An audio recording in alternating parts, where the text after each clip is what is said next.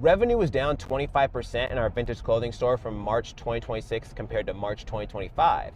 But because we keep track of so many metrics in our business, we're able to make the right pivots and changes. We are now having a better period in April so far this year than we did in April of 2025. So whether you own a vintage clothing store, you resell online, or you just do vintage markets or any combination of the three, these 5 metrics are very simple and easy to get started tracking if you're not currently tracking them, but make a world of difference over the period of your business. Every single month you're tracking these numbers, and every single year those numbers compound to become more valuable for you because you can see the trends and know what to do at the right time. If you're not tracking these numbers, you're just shooting in the dark. Now, if you're interested in all this free game, make sure you leave a like and I'll make plenty more videos like this. But getting into the first metric we're gonna keep track of is the items sold by category. Now, this is a super simple one, but is incredibly valuable because once you keep track on a weekly basis, on a monthly basis, on a yearly basis, on what type of items you are moving and how many of them, it allows you to better plan on when to put out those types of items. Instead of just guessing and saying, it seems like jackets are slowing down, let's start to pull back and put out more of the springtime stuff.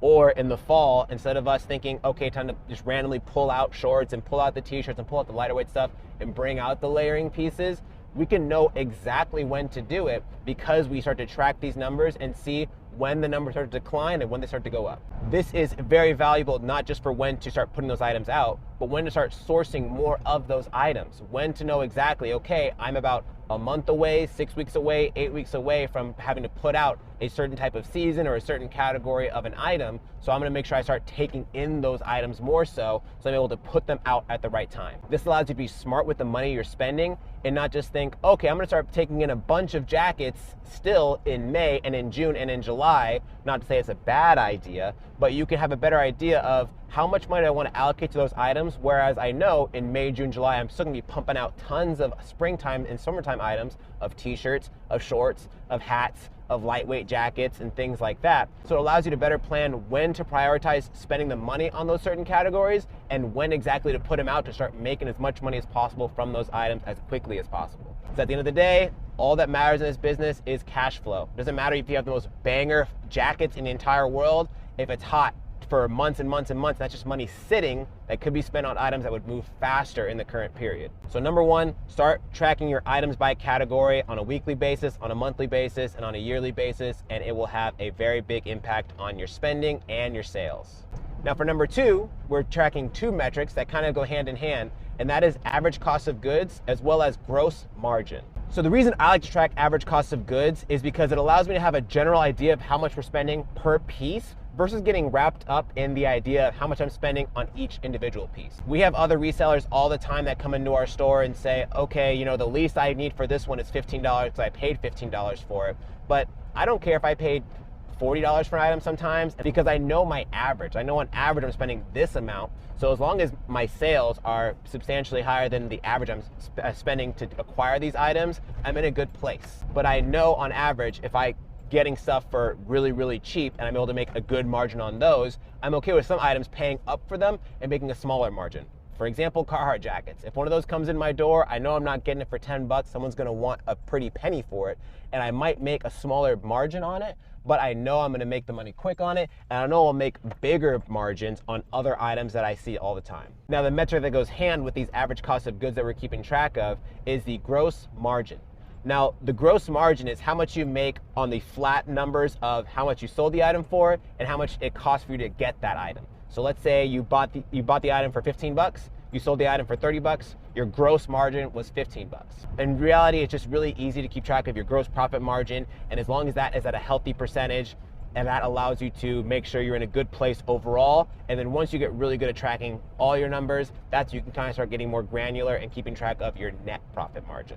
Now, number 3, again, a very simple metric to keep track of, but is very, very important, is your average transaction value. Now, this is an easy metric to keep track of on a daily basis. All it is the total amount of money you made on a given day minus the amount of transactions, the amount of orders you had on a given day. How you keep track of this is just on any given day, how much you made in total divided by the amount of transactions you had in total. So let's say you made $1,000, you had 10 transactions, 1,000 divided by 10 is $100 per transaction on average. Some might have been higher, some might have been lower, but making sure we're keeping track of the average of these numbers. And this is valuable because it allows you to see how much you're making for every single time that you're ringing someone up at your store, every single time you're packaging up an order online, every single time you're closing on a sale at a vintage market. Just, it's really good to see how much are people spending with you on average. And if you see that number go down a lot, is that because your prices are getting really high? Is that because your curation isn't as good as it used to be?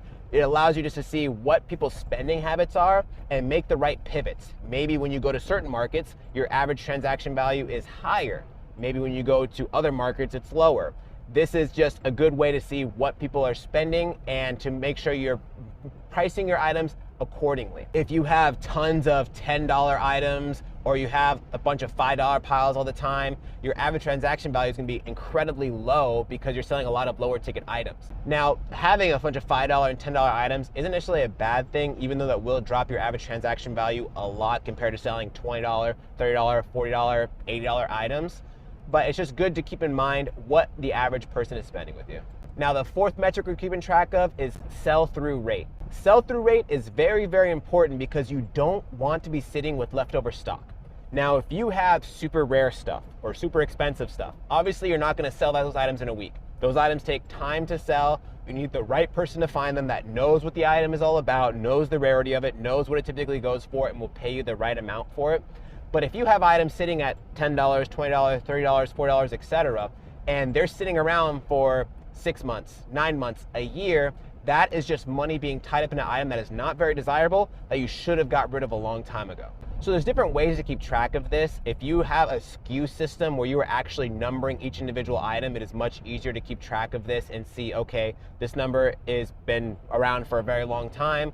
What we started doing with our store recently, because to be honest, we were not keeping track of this very granularly, and we are going to be better about doing this in the future, is we just are going to start creating a system where we just put dots on the back of all of our price tags and write the date. We dotted everything down, and then 3 months from that period, if that item is still there, we're going to assess, do we want to drastically cut the price on this item, or do we want to just totally get rid of it? I am totally not against getting rid of an item that's been around for more than 3 months, especially if it's a cheaper item, because it goes to show no one really wants that item. Something might be wrong with it. It might be weird cut and metrics to it. It might have shrunk a lot and just doesn't fit people right.